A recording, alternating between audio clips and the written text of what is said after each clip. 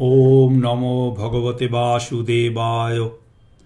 श्रीमद् भगवद गीता सप्तदश अध्याय श्रद्धात्रय विभाग योग।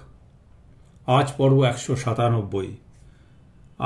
आगेर दिन आमरा 22तम श्लोक पर्यन्त अनुध्यान करेছি। आज 23तम श्लोक থেকে আমাদের অনুধ্যান শুরু হবে।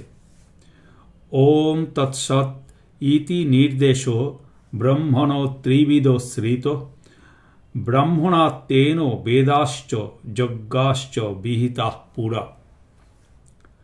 अर्थात वेदे ओम तत्सत् এই তিন শব্দ দ্বারা ব্রহ্মের তিনটি নাম নির্দিষ্ট হয়েছে। এই নির্দেশ থেকে পুরাকালে যজ্ঞের কর্তা বেদবিদ ব্রাহ্মণ, যজ্ঞের কারণ বেদ ও যজ্ঞরূপ ক্রিয়া সৃষ্ট হয়েছে। এখন এটা আমরা একটু বিশদে আলোচনা করব। গীতার যে এই সপ্তদশ অধ্যায়ের শেষ 6টি যে মন্ত্র 23 থেকে 28, সেটি হচ্ছে ওম তৎসৎ প্রকরণ। এই প্রকরণটির মধ্যে প্রায় সমগ্র গীতার সংবাদটি সংক্ষেপে পাওয়া যায়। স্রষ্টা হচ্ছে সৃষ্টির মূল উৎস, সৃষ্টির মাধ্যমেই তার পরিচিতি, সৃষ্টির মধ্যেই স্রষ্টার পরিপূর্ণতা, জীব ও জগৎ নিয়েই সৃষ্টি, ঈশ্বর, জীব ও জগৎ এই তিন মিলে এক অখণ্ড ব্রহ্মের সমগ্রতা। এই সমগ্রতার প্রকাশক হচ্ছে ওম তৎসৎ এই মন্ত্রটি। ওম হচ্ছে প্রণব বা ব্রহ্ম, তৎ বলতে জীব, সৎ বলতে জগৎ। ব্রহ্মের শ্রেষ্ঠ প্রকাশ বেদ, জীবের শ্রেষ্ঠ প্রকাশ ব্রহ্মজ্ঞ ব্রাহ্মণ, জগৎ কর্মময়, কর্মের শ্রেষ্ঠ প্রকাশ যজ্ঞ। সুতরাং ওম তৎসৎ মন্ত্রে বেদ, ব্রহ্মজ্ঞ ও যজ্ঞ বোঝায়। প্রণব বা ওঙ্কার যে বেদের নির্যাস বা ব্রহ্মবস্তু, এ সম্বন্ধে উপনিষদের সবকটি একই কথা বলছে। গীতা যেমন বলছে প্রণবং সর্ববেদেষু, ছান্দোগ্য শ্রুতি বলছেন ওম ইতি এতৎ অক্ষরম উদ্গীতম উপাসিত, অর্থাৎ ওম এই অক্ষররূপী ব্রহ্মের উপাসনা করবে। তৈত্তরীয় শ্রুতিতে উক্ত হয়েছে ওম ইতি ব্রহ্ম, ওম ইতি এতৎ সর্বং, ওঙ্কারই এই দৃশ্যমান প্রপঞ্চ। মাণ্ডুক্য উপনিষদে ব্যক্ত হয়েছে ওম ইতি এতৎ অক্ষরম ইদং সর্বং তস্য উপব্যাখ্যানং ভূতং ভবৎ ভবিষ্যৎ ইতি সর্বম ওঙ্কার এব যচ্চ অন্যৎ ত্রিকালাতীতং তদপি ওঙ্কার এব। এই দৃশ্যমান বিশ্বজগৎ ওঙ্কার এই মন্ত্রাত্ম। এর সুস্পষ্ট ব্যাখ্যা এই যে ভূত, ভবিষ্যৎ ও বর্তমান এই সমস্তই ওঙ্কারত্ব। কালত্রয়ের অতীত যা কিছু আছে তাও এই ওঙ্কারই। কঠশ্রুতিতে ব্যাখ্যা করা হয়েছে সর্বে বেদা যৎ পদমামনন্তি তপাংসি সর্বাণি চ যৎ বদন্তি যদিচ্ছন্ত ব্রহ্মচর্যং চরন্তি তত্তে পদং সংগ্রহেণ ব্রবীমি ওম ইতি এতৎ। সর্ববেদ যার পদে সম্যকরূপে নমস্কার করে, সকল তপস্যা যার কথা বলে থাকে, যাকে পাবার জন্য ব্রহ্মচর্য প্রতিপালন করা হয়, তার কথা আমি তোমাকে সংক্ষেপে বলছি। তিনি হচ্ছেন এই ওঙ্কার। একথা যম বলেছেন নচিকেতাকে। প্রশ্ন উপনিষদ বলছে এতদ্ বৈ সত্যকাম পরঞ্চ অপরঞ্চ ব্রহ্ম যদ ওঙ্কার। হে সত্যকাম, যা ওঙ্কার বলে বিখ্যাত তাই পরব্রহ্ম ও অপরব্রহ্ম। শ্বেতাশ্বতর উপনিষদে বলা হয়েছে সদেহম অরণিং কৃত্বা প্রণবঞ্চ উত্তর অরণিম ধ্যান ও নির্মথনা অভ্যাসাৎ দেবং পশ্যেত নিগুরবৎ। অর্থাৎ নিজ দেহকে একখানি অরণি বা কাঠ, আর প্রণবকে যেন অপর একটি কাঠ বা অরণি বলে তাদের যে ধ্যানরূপ ঘর্ষণ যদি অভ্যাস করা যায়, তাহলে দেহ মধ্যে গুরুভাবে অবস্থিত পরমাত্মার দর্শন লাভ করা যায়। কঠোপনিষদ আবার বলেছে এতৎ আলম্বনং শ্রেষ্ঠম এতৎ আলম্বনং পরম এতৎ আলম্বনং জ্ঞাত্বা ব্রহ্মলোকে মহীয়তে। ব্রহ্মপ্রাপ্তির যত প্রকার অবলম্বন আছে তন্মধ্যে ওঙ্কারই সর্বশ্রেষ্ঠ। ওঙ্কারকে জানলে ব্রহ্মধামে মহীয়ান হতে পারা যায়। মাণ্ডুক্যকারিকা শ্রী গৌরপাদ বলেছেন, প্রণবং হি ঈশ্বরং বিদ্যাৎ সর্বস্ব হৃদি সংস্থিতং। সকলে হৃদয়ে অধিষ্ঠিত প্রণবকে ঈশ্বর বলে জানবে। যোগ দর্শনের শ্রেষ্ঠ আচার্য পতঞ্জলি লিখেছেন যোগসূত্র সমাধিপতে 27-28, তস্য বাচক প্রণব তজ্জপ তদর্থ ভাবনম। প্রণবী ঈশ্বরের নাম, তার জপ অর্থ চিন্তা কর্তব্য। শ্রীমৎ মহাপ্রভু গৌরাঙ্গ সুন্দর বলেছেন, প্রণব যে মহাকাব্য বেদের নিদান, ঈশ্বর স্বরূপ প্রণব সর্ববিশ্বধাম। সর্বাশ্রয় ঈশ্বরের প্রণব উদ্দেশ্য।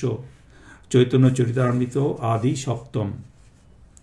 শাস্ত্রজনিত্যাৎ 1:1-3 এই ব্রহ্মসূত্র অনুসারে ব্রহ্মই সমগ্র শাস্ত্রের নিদান। প্রণব ব্রহ্মেরই অভিন্ন স্বরূপ হওয়াতে প্রণব যে বেদের নিদান, এই সিদ্ধান্তই হল। ওঙ্কারের মধ্যেও 3টি অক্ষর আছে, অ, উ আর ম। অকার অর্থাৎ আনন্দ, ওকার চৈতন্য, মকার সৎ। অতএব ওঙ্কার সচ্চিদানন্দ। এটা সূক্ষ্মতম কথা। সূক্ষ্ম তত্ত্ব হল উকার গতি, মকার স্থিতি, অকার স্থিতি ও গতির মহাসমন্বয়। আরও স্থূলভাবে বললে অকার হচ্ছে বিষ্ণু বা সত্যগুণ, উকার হচ্ছে ব্রহ্মা বা রজগুণ, সকার হচ্ছে রুদ্র বা তমগুণ। অকার আদি, অক্ষরানাম অকারস্মি গীতায় বলা হয়েছে। মকার শেষ, উকার হচ্ছে মিলনাত্মক। এই তিনেরই ব্যক্তরূপ ওম তৎসৎ। ওঙ্কার আনন্দস্বরূপ ব্রহ্ম, তৎচিৎস্বরূপ জীব, সৎ জগৎ প্রপঞ্চ। বহির্জগৎ সৎ, অন্তর্জগৎ তৎ, এই দুয়ের একটি মূল ওম। শ্রীমদ্ ভাগবতের 12 স্কন্ধে 6ষ্ঠ অধ্যায়ে বলা হয়েছে, ব্রহ্মের হৃদাকাশ থেকে নাদ, নাদ থেকে ত্রিমাত্র ওঙ্কার। ওঙ্কার স্বপ্রকাশ পরমাত্মার সাক্ষাৎ বাচক। এটি যেন নিখিল বেদমন্ত্রের শাশ্বত বীজ। প্রথম অব্যক্ত ওঙ্কারের 3 বর্ণ প্রকাশিত হল অ, উ, ম। এ থেকে ক্রমশ সত্য, রজতম, ঋক, সাম, যজু, ভূ, ভুব, স এই সকলই উৎপাদিত হল। বহির্জগৎ রূপময়, অন্তর্জগৎ ভাবময় বা নামময়। একেই বলে নাম রূপাত্মক জগৎ। এরই সূত্র তৎসৎ। তৎ বলতে নামময় আর সৎ বলতে রূপময়। এই নাম রূপাত্মক বিশ্ব প্রপঞ্চের যা উৎস, সেটি ওঙ্কার। ওঙ্কার অপরিণামী নিত্য, নাম রূপাত্মক তৎসৎ পরিণামী নিত্য।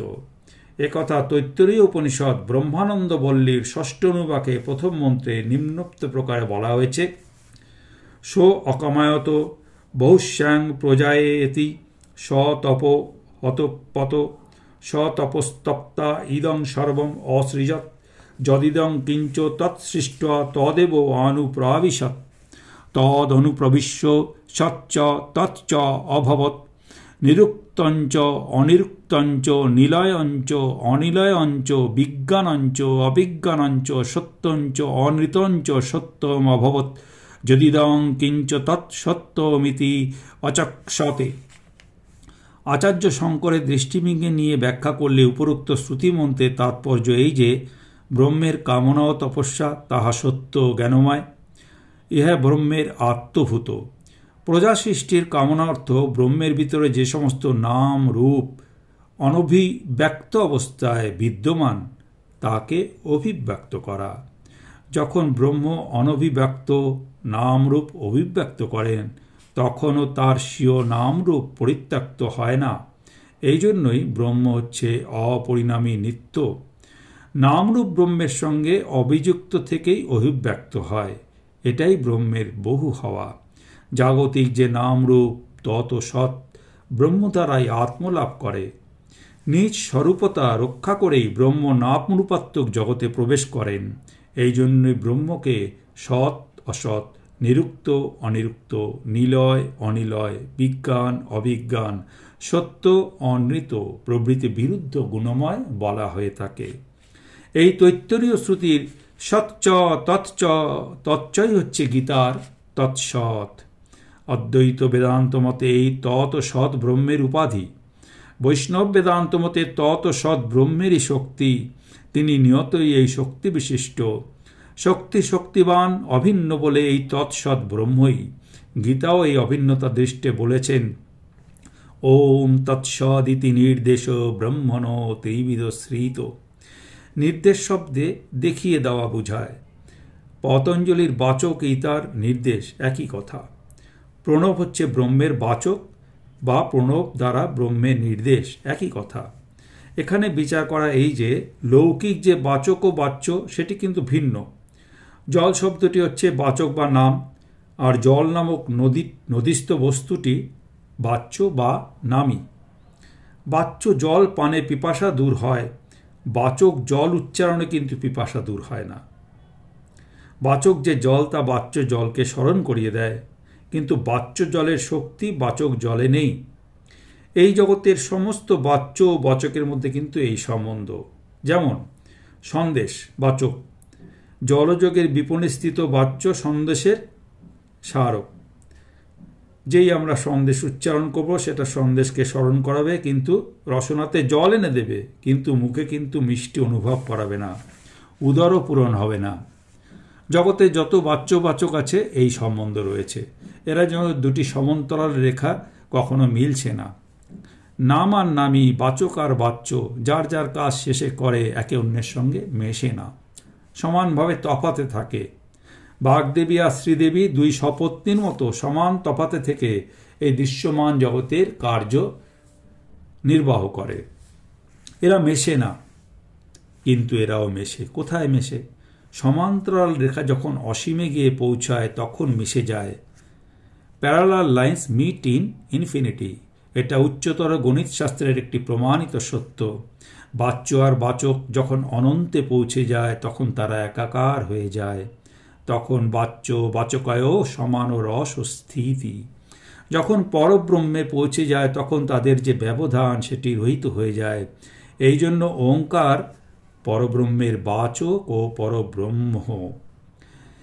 ওঙ্কার নির্দেশক আবার নির্দেশ্য। জল শব্দ উচ্চারণে পিপাসা যায় না বটে, কিন্তু প্রণব জপ করলে সেই প্রণব কিন্তু ব্রহ্ম দর্শন করিয়ে দেবে। সন্দেশ বলে মুখে মিষ্টি লাগে না, কিন্তু কৃষ্ণ কৃষ্ণ বলে জপ করলে কৃষ্ণের মধ্যে যে রস মাধুর্য আছে তার আস্বাদন হবে। এই কথাই বৈষ্ণবাচার্যরা বলে থাকেন, যেই নাম সেই কৃষ্ণ ভজ নিষ্ঠা করি, নামের সঙ্গে সহিত আছেন আপনি শ্রীহরি। হরি এই শব্দ উচ্চারণ মাত্র বাচ্য যে পুরুষ তার উদয় হয়। পরব্রহ্ম ও শব্দব্রহ্মের এই তত্ত্ব রহস্য বৈদিক যুগ হতে আজ পর্যন্ত অক্ষুণ্ণ ধারায় চলে এসেছে। আজকের মতো পাঠ এখানেই সমাপ্ত হলো। গঙ্গা, গীতা, সাবিত্রী, সীতা, সত্তা, পতিব্রতা, ব্রহ্মাবলী, ব্রহ্মবিদ্যা, ত্রিসন্ধ্যা, মুক্তিগেহিনী, অর্ধমাত্রা, চিতানন্দা, ভবগ্নি ভ্রান্তি নাশিনী, বেদত্রয়ী পরানন্দা, তত্ত্বার্থজ্ঞান মঞ্জরি। গীতার এই 18টি নাম জাপ করলে জ্ঞান, সিদ্ধি এবং পরম পদ প্রাপ্ত হওয়া যায়। ওম শ্রীকৃষ্ণায় অর্পণমস্তু।